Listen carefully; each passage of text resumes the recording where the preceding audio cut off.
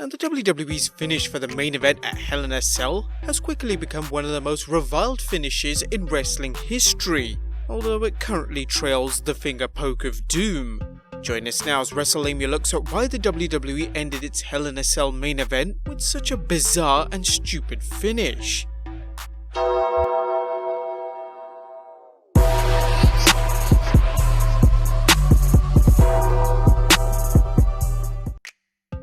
Now, in case you missed it, and count yourself fortunate if you did, the Hell in a Cell main event Universal Championship match between Seth Rollins and The Fiend ended in one of the wonkiest finishes ever, with Seth Rollins hitting numerous curb stomps, super kicks, and even a pedigree on Bray Wyatt without being able to pin him.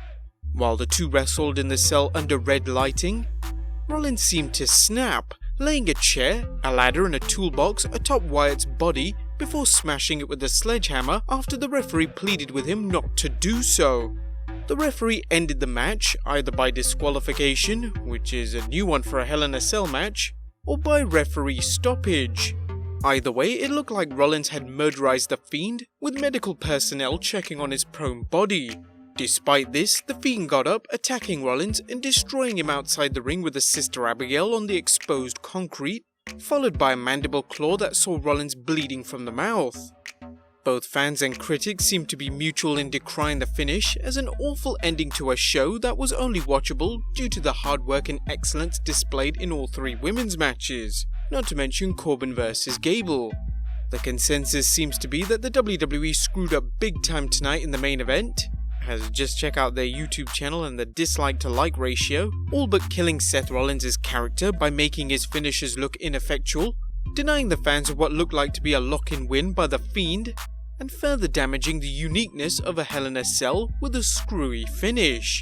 So why did the WWE end a Hell in a Cell match in such a bizarre way? While the short answer is because the WWE is stupid at times, let's try and examine things a little closer. Number 1. The WWE still sees Seth Rollins as the guy. Vince McMahon has always had a wrestler whom he sees as the face of the promotion, dating back to Hulk Hogan and continuing today with Seth Rollins and Brock Lesnar. History has shown that McMahon cares little about what the fans think, pushing guys such as John Cena and Roman Reigns in the past, despite a vocal backlash, and now Seth Rollins.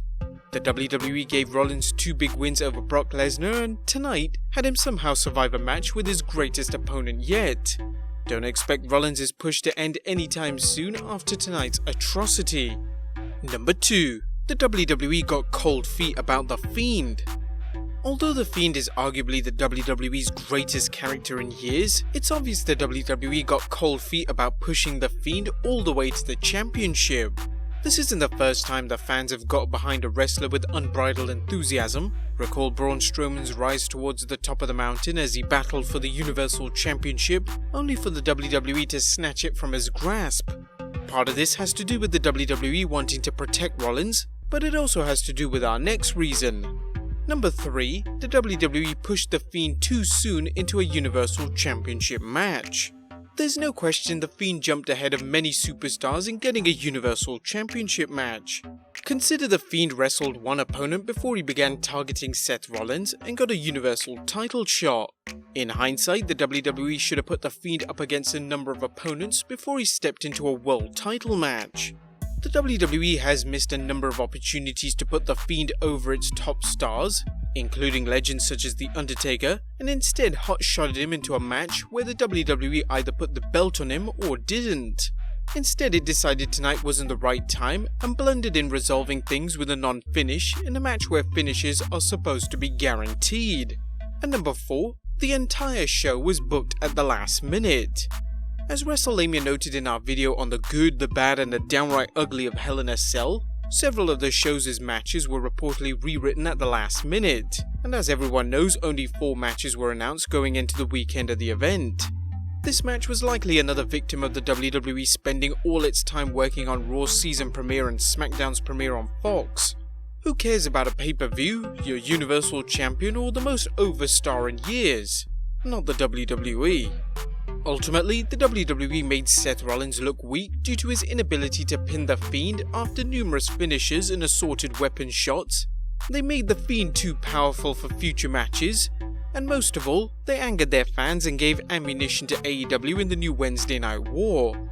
The fans desperately wanted the Fiend to win and shouted for the match to be restarted after the non-finish, and even asked for refunds. When the WWE failed to do so, the Boo Birds returned, only worsening an event that featured more than one vocal AEW chant. Not since the Finger Poke of Doom has a promotion done so poorly with a main event match. What would be the best option for WWE now? A rematch down the line? Turning Seth Rollins heel? Let us know in the comments down below. Subscribe if you haven't already. Follow us on Instagram and Twitter, and I'll see you next time with some more wrestling content.